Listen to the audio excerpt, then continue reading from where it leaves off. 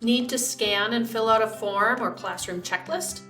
The Notes app on your iPad makes it fast and paper-free.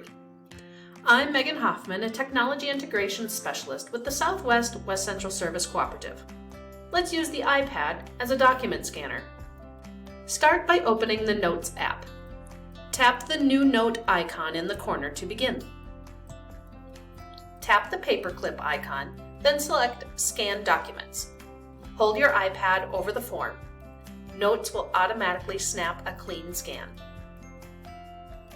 Need to scan more than one page? Just keep going. When you're done, tap Save. Now tap the pen icon to mark up the document. Use your Apple Pencil or finger to write directly on the form.